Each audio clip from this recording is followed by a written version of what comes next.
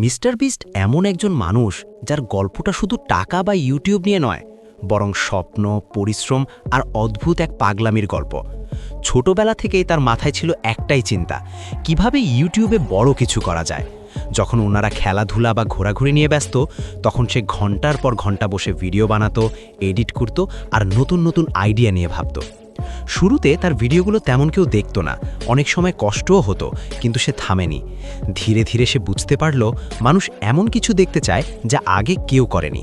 তখন থেকে শুরু হলো তার অদ্ভুত সব চ্যালেঞ্জ, হাজার হাজার ডলার দিয়ে game, last to leave wins type video, কিংবা এমন সব আইডিয়া যেগুলো শুনলেই অবাক লাগে।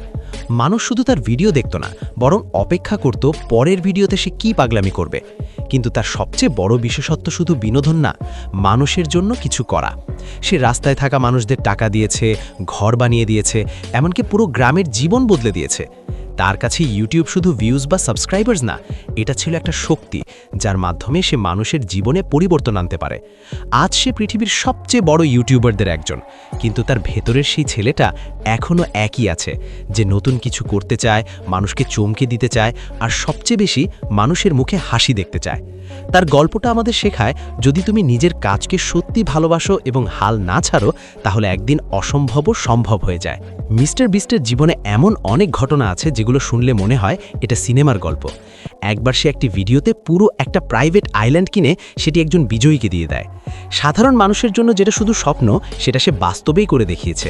আবার আরেকটি ভিডিওতে সে লাখ লাখ টাকা দিয়ে মানুষকে শুধু একটা বৃত্তের ভিতরে দাঁড়িয়ে থাকতে বলেছিল, যে শেষ পর্যন্ত দাঁড়িয়ে থাকবে সে জিতবে বিশাল পুরস্কার। এই ধরনের অদ্ভুত কিন্তু আকর্ষণীয় আইডিয়াগুলোই তাকে আলাদা করে তুলেছে। আরেকটা চমৎকার ঘটনা হলো, সে একবার হাজার হাজার গাছ লাগানোর উদ্যোগ নেয়, যা পরে টিম ট্রিজ নামে বড় একটি ক্যাম্পেইনে পরিণত হয়। শুধু তার ফ্যানরাই না, বিশ্বের অনেক বড় বড় মানুষ এতে অংশ নেয়। একইভাবে সে সমুদ্র পরিষ্কার করার জন্য টিম সিজ চালু করে, যেখানে মিলিয়ন পাউন্ড প্লাস্টিক পরিষ্কার করা হয়।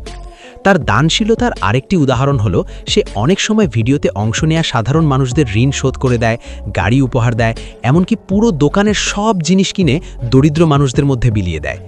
একবার সে একটা ভিডিওতে অন্ধ মানুষদের চোখের অপারেশনের খরচ দিয়ে তাদের আবার দেখতে সাহায্য করেছিল, যা দেখে অনেক মানুষ আবেগে কেঁদে ফেলেছিল। সবচেয়ে মজার বিষয় হলো, সে প্রায়ই তার ভিডিওতে জেতা টাকার বেশিরভাগই আবার পরের ভিডিওতে খরচ করে দেয়, যেন তার জীবনের মূল লক্ষ্যই হচ্ছে আরও বড়, আরও পাগলাটে আর আরও ভালো কিছু করা।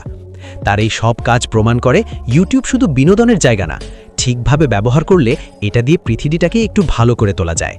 মিস্টার বিস্টের জীবনে এমন অনেক মুহূর্ত আছে যেগুলো সত্যি অবিশ্বাস্য লাগে। একবার সে একটি ভিডিওতে 24 ঘন্টা ধরে একটা কফিনের ভিতরে শুয়েছিল, শুধু দর্শকদের নতুন কিছু দেখানোর জন্য। এই ধরনের চ্যালেঞ্জ শুধু কঠিনই না, মানসিকভাবে অনেক চাপের, কিন্তু তবুও সে এগুলো করে কারণ সে জানে মানুষ ইউনিক কিছু দেখতে ভালোবাসে। আরেকটি ঘটনায় সে এক বিশাল একটি স্কুইড গেম সেট তৈরি করে, যা জনপ্রিয় স্কুইড গেম থেকে অনুপ্রাণিত। সেখানে শত শত মানুষ অংশ নেয় এবং বিজয়ী পায় বিশাল অঙ্কের টাকা। এই ভিডিও বানাতে সে কোটি কোটি টাকা খরচ করেছিল, যা ইউটিউব ইতিহাসের সবচেয়ে বড় প্রোডাকশনগুলোর একটি। সে শুধু মানুষকেই না, তার বন্ধুদের সাথেও মজার কিন্তু ব্যয়বহুল চ্যালেঞ্জ করে। অনেক সময় সে তার বন্ধুদের বলে, যে এই কাজটা করতে পারবে সে পাবে $100,000, আর তখন শুরু হয় মজার প্রতিযোগিতা। একবার সে একটা সুপারমার্কেটে ঢুকে সেখানে থাকা প্রায় সব জিনিস কিনে ফেলে এবং সেগুলো দরিদ্র মানুষদের মধ্যে বিতরণ করে দেয়। আবার কখনো সে রাস্তায় হঠাৎ করে অপরিচিত কাউকে লাখ টাকা দিয়ে চমকে দেয়, যা সেই মানুষটির জীবনই বদলে দেয়। সবচেয়ে অবাক করা বিষয় হলো, সে প্রায় তার ভিডিওতে জেতা টাকার বেশিরভাগই আবার পরের ভিডিওতে খরচ করে দেয়, যেন তার জীবনের মূল লক্ষ্যই হচ্ছে আরও বড়, আরও পাগলাটে আর আরও ভালো কিছু করা। তার এই সব কাজ প্রমাণ করে, ইউটিউব শুধু বিনোদনের জায়গা না, ঠিকভাবে ব্যবহার করলে এটা দিয়ে পৃথিবীটাকেই একটু ভালো করে তোলা যায়। মিস্টার বিস্টের জীবনে এমন অনেক মুহূর্ত আছে যেগুলো সত্যি অবিশ্বাস্য লাগে।